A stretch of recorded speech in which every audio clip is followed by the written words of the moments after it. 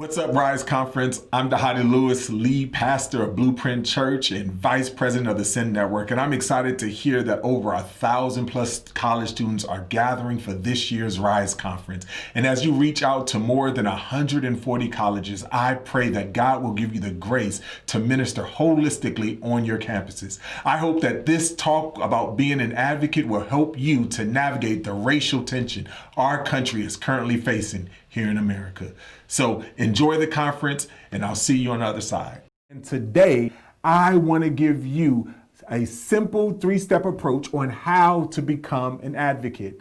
How do you work to become a person who relies on Christ through prayer, who runs to the tension with a heart of reconciliation, and one who responds with dignity to all those involved? Let's look at Matthew chapter 7, 12 through 14. It says this: "Therefore, whatever you want others to do for you, do also the same for them. For this is the law and the prophets." That's what we all know is common as the golden rule. I'm going to use a cheesy acronym, so forgive me. Already asking for your forgiveness on the front end. But in these verses, we see what I call R.E.P. R.E.P. Rep Christ well. The R is a call for reflection. The E is a call for empathy. And P is a call to pursue reconciliation. So let's look at how the Golden Rule challenges us to reflect personally. Within the essence of how Jesus is calling us to treat others is a call to have an intimate understanding of how we want to be treated personally before we can properly administer judgment towards others. All of us have a problem with objectivity. This is a universal problem because we are all biased people and our viewpoints are impacted by our heart, our history, and our heritage, whether we know it or not. But Jesus is calling us to take a step back to reflect personally so that we understand how our own hearts, our own history, and our own heritage impacts our own views. Let me say it plainly. It is not possible to purely be objective. It is not possible to be totally unbiased. And this is why it is critical that we do the work of reflecting personally. Let me explain a little more with my own personal story. In the spring of 1994, after going to a house, to my friend's house with a group of friends and with my cousins, we went into the apartment complex. He wasn't there. And so we do what every person do when a person's not there. We leave. We left the complex to go on to our next destination, only to be pulled over by multiple cops with flashing lights. All guns were blazed. All guns were out, aimed at our car, and they kept screaming, "Get your hands up, get your hands up, get your hands up." All I was like, oh my gosh, I am about to die. They are about to shoot me. And that was a real thought that I had. I thought it was over. I am not objective. I have a story. I have a history. And you have to see, when I read headlines or see images of a black man being gunned down by a police, I believe it's only by the grace of God. It's not me. Knowing my story is so critical for me because it impacts how I interact with you. It impacts how I interact with my community. It impacts my views on justice and injustice. This is the tension that I've had from people who are supposed to protect me.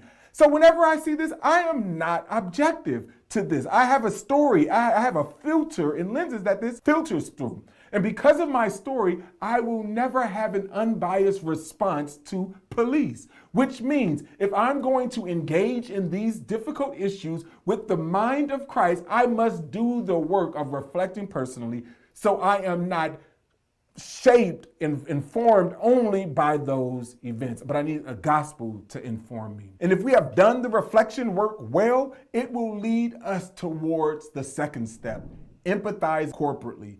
The idea of empathizing corporately is important because if we don't connect with one another on a story level, we will not have strong enough relationships to withstand the challenges of pursuing reconciliation. To empathize with you, I must seek to understand your viewpoint before trying to make you understand my viewpoint.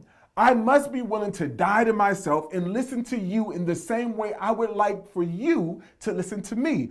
I must be willing to extend to you the grace and the empathy that I want to receive. And we must find ways to do this on individual, corporate, and systemic levels. And one key to this is understanding what true empathy is. Sometimes we have a tendency to think that our common experiences are what connects us and allows us to be empathetic toward one another.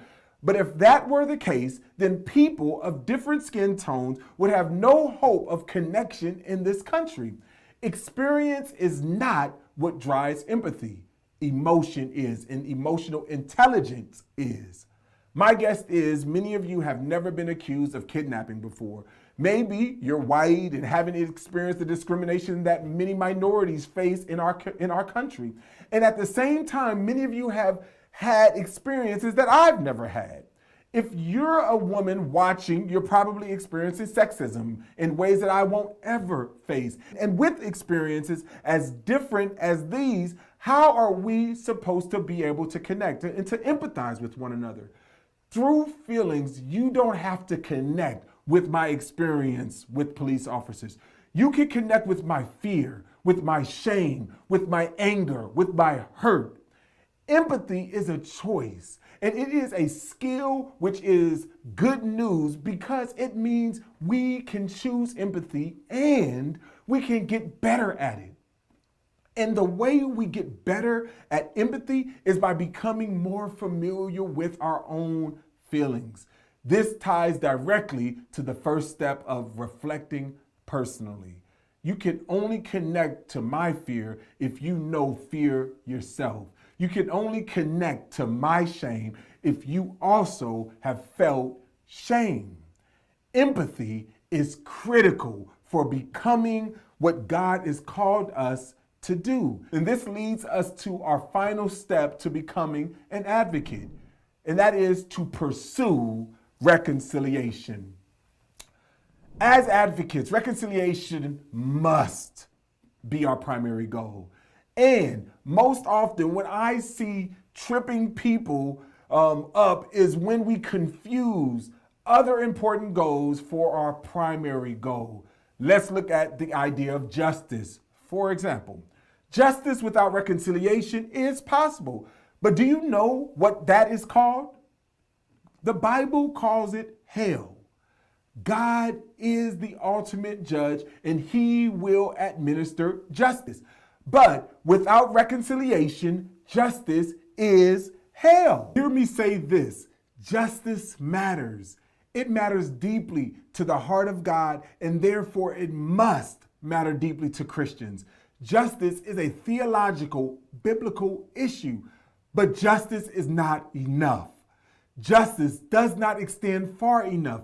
Justice is a means, not an end. Justice is a means to reconciliation. It is not our landing place. We serve a God who desires to reconcile his people who have not acted justly. So when we seek to deal with these issues, we must be committed to empathizing corporately.